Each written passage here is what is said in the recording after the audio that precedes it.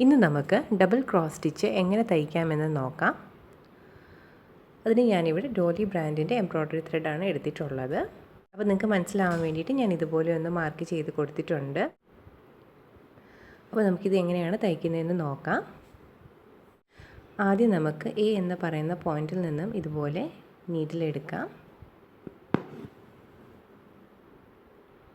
എന്നിട്ട് ബി എന്ന് പറയുന്ന പോയിന്റിൽ ഇതുപോലെ ഇറക്കി കൊടുക്കാം.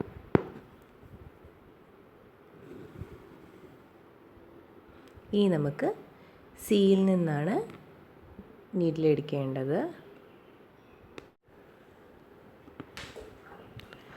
എന്നിട്ട് ഇവിടെ ഇറക്കി കൊടുക്കാം. ഈ ഡി എന്ന് പറയുന്ന പോയിന്റിൽ ഇതുപോലെ ഇറക്കി കൊടുക്കാം. അപ്പോൾ ഇതിപ്പോൾ ഒരു ക്രോസ് ഷേപ്പിൽ വന്നു.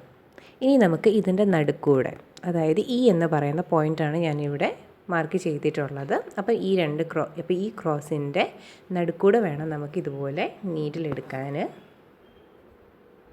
എന്നിട്ട് ഇവിടെ ഇതിൻ്റെ നടുക്ക് നമുക്ക് ഇവിടെ നീഡിൽ ഇതുപോലെ ഇറക്കി കൊടുക്കാം. അപ്പോൾ എഫ് എന്ന് പറയുന്ന പോയിൻ്റാണ് ഞാനിവിടെ മാർക്ക് ചെയ്തിട്ടുള്ളത്. ഇനി നമുക്ക് ഈ സൈഡിൻ്റെ നടുക്കൂടെ വേണം നീഡിൽ ഇതുപോലെ എടുക്കാൻ. അപ്പോൾ ജി എന്ന് പറയുന്ന പോയിന്റിൽ നിന്ന് നമുക്കിതുപോലെ നീഡിൽ എടുക്കാം. എന്നിട്ട് എച്ച് എന്ന് പറയുന്ന പോയിന്റിൽ, അതായത് ഇതിൻ്റെ നടുക്ക് ഇവിടെ നീഡിൽ ഇറക്കി കൊടുക്കാം. അപ്പോൾ ഇത്രയേ ഉള്ളൂ. ഡബിൾ ക്രോസ് സ്റ്റിച്ച് ഇങ്ങനെയാണ് നമ്മൾ തയ്ക്കുന്നത്. ഇതിപ്പോൾ ഞാൻ ഡബിൾ ക്രോസ് സ്റ്റിച്ച് ഇങ്ങനെ അടുപ്പിച്ച് തയ്ച്ചതാണ്. ഇത് നമുക്ക് ബോർഡറിന് വേണ്ടിയിട്ടൊക്കെ യൂസ് ചെയ്യാൻ പറ്റും. പിന്നെ ഡെക്കറേറ്റീവ് സ്റ്റിച്ചസിന് വേണ്ടിയിട്ടും ഒക്കെ യൂസ് ചെയ്യാൻ പറ്റും. പിന്നെ ഒരു സിംഗിൾ ഡബിൾ ക്രോസ് സ്റ്റിച്ച് നമുക്ക് ഓൾ ഓവർ ഡിസൈനൊക്കെ ആയിട്ട് ചുരിദാറിൽ ചെയ്യാൻ പറ്റും. അപ്പോൾ കുറച്ചൊന്ന് ഭംഗി വരുത്താൻ വേണ്ടിയിട്ട് നമുക്ക് ബീഡ്സൊക്കെ അപ്പോൾ അതിൻ്റെ സെൻറ്ററിലും കോർണേഴ്സിലും ഒക്കെ നമുക്ക് തയ്ച്ചു കൊടുക്കാൻ പറ്റും. ഈ ഒരു സ്റ്റിച്ച് എല്ലാവർക്കും മനസ്സിലായെന്ന് കരുതുന്നു. എന്തെങ്കിലും ഡൗട്ട് ഉണ്ടെങ്കിൽ കമൻറ്റ് ബോക്സിൽ ചോദിച്ചാൽ മതി. എനിക്കറിയുന്ന പോലെ ഞാൻ നിങ്ങൾക്ക് പറഞ്ഞു തരാം.